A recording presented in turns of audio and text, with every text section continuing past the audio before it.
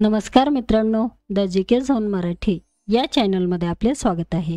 स्पर्धा परीक्षेसाठी अतिशय उपयुक्त व महत्त्वाचे प्रश्न आपण पाहणार आहोत। चला तर सुरू करूया।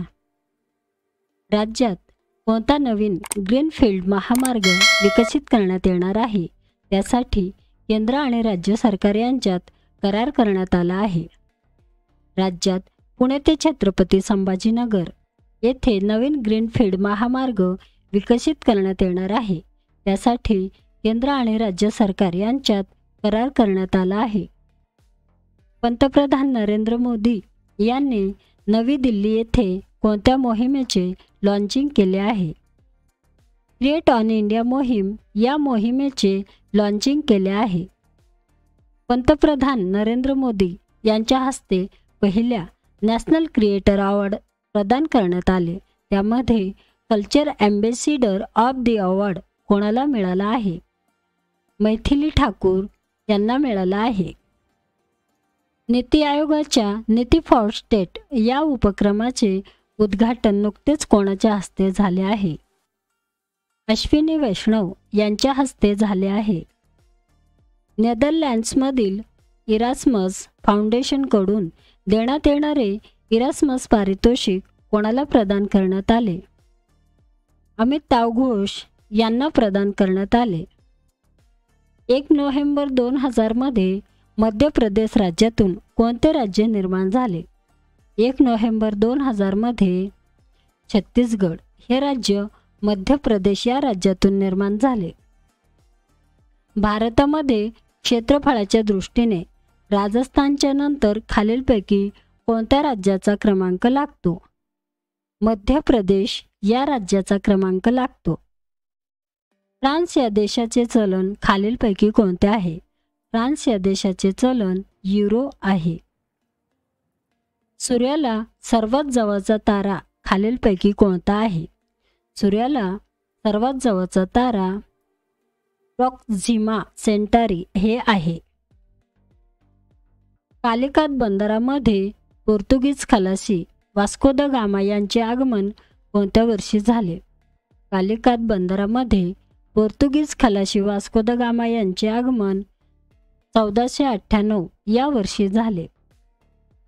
संविधान सभेचे कायदेशीर सल्लागार खालीलपैकी कोण होते? संविधान सभेचे कायदेशीर सल्लागार BN राव होते। त्यांचं पूर्ण नाव आहे मित्रांनो बेनगुल नरसिम्हा राव। हाडाचा निकोप वाढीसाठी खालीलपैकी कोणत्या जीवनसत्वाची आवश्यकता असते? हाडाचा निकोप वाढीसाठी जीवनसत्व ड या जीवनसत्वाची आवश्यकता असते। रुबल हे कोणत्या देशाचे चलन आहे? रुबल हे रशिया या देशाचे चलन आहे। ब्रिकफिल्डर हे स्थानिक वारे कोणत्या देशात वाहतात? ब्रिकफिल्डर हे स्थानिक वारे ऑस्ट्रेलिया या देशात वाहतात। वातावरणामध्ये कोणता तर रेडिओ लहरी परावर्तित करतो? वातावरणामध्ये आयनांबर हे तर रेडिओ लहरी परावर्तित करतो। चित्रलिपी हा एक काव्यसंग्रह खालीलपैकी कोणाचा आहे? चित्रलिपी हा एक काव्यसंग्रह वसंत आबाजी डहाके यांचे आहे। नरेंद्रनाथ दत्त हे खालीलपैकी कोणाचे नाव आहे? नरेंद्रनाथ दत्त हे स्वामी विवेकानंद यांचे नाव आहे। सिटी ऑफ गोल्डन टेम्पल्स असे खालीलपैकी कोणत्या शहरास म्हटले जाते? सिटी ऑफ गोल्डन टेम्पल असे अमृतसर या शहरास म्हटले जाते। बुकर पुरस्कार विजेती पहिली भारतीय महिला खालीलपैकी कोण आहे? बुकर पुरस्कार विजेती पहिली भारतीय महिला अरुंधती रॉय ह्या आहेत। ऑलिम्पिक पदक जिंकणारी पहिली भारतीय महिला खालीलपैकी कोण आहे? ऑलिम्पिक पदक जिंकणारी पहिली भारतीय महिला कर्णम मल्लेश्वरी ह्या आहेत। सूर्यापासून मिळणाऱ्या एकूण प्रकाशाच्या किती टक्के भाग चंद्रावर परावर्तित होतो? एकूण 7% भाग चंद्रावर परावर्तित होतो। हिंदुस्तान सोशलिस्ट रिपब्लिकन असोसिएशन ही संघटना खालीलपैकी कोणी स्थापन केली? हिंदुस्तान सोशलिस्ट रिपब्लिकन असोसिएशन ही संघटना चंद्रशेखर आझाद यांनी स्थापन केली. एसेज ऑन इंडियन इकॉनॉमी हा ग्रंथ खालीलपैकी कोणी लिहिला? एसेज ऑन इंडियन इकॉनॉमी हा ग्रंथ न्यायमूर्ती रानडे यांनी लिहिला. 1857 उठावमधला पहिला हुतात्मा खालीलपैकी कोण झाला? पहिला हुतात्मा मंगल पांडे हे झाले. भारतीय राज्यघटनेमध्ये कल्याणकारी राज्याची संकल्पना कशामध्ये स्पष्ट केलेली आहे? मार्गदर्शक तत्वे याच्यामध्ये स्पष्ट केलेली आहे. पर्यावरण संरक्षण अधिनियमन कोणत्या वर्षी पारित झाला? पर्यावरण संरक्षण अधिनियम 1986 या वर्षी पारित झाला. पंचायत राजचे नवीन 3 स्तर खालीलपैकी कोणत्या समितीने सुचविले?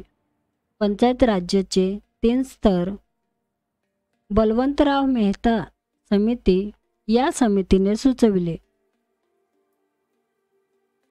7500 किंवा त्यापेक्षा जास्त लोकसंख्या असलेल्या ग्रामपंचायतीमध्ये किती सदस्य संख्या असते? एकूण 17 सदस्य संख्या असते. नेफा हे भारतातील कोणत्या राज्याचे जुने नाव आहे? नेफा हे भारतातील अरुणाचल प्रदेश या राज्याचे जुने नाव आहे. खडकवासला पुणे हे धरण खालीलपैकी कोणत्या नदीवर आहे? खडकवासला पुणे हे धरण मुठा या नदीवर आहे. भिवपुरी हा महाराष्ट्रामधला जलविद्युत प्रकल्प खालीलपैकी कोणत्या जिल्ह्यामध्ये आहे? रायगड जिल्ह्यामध्ये आहे.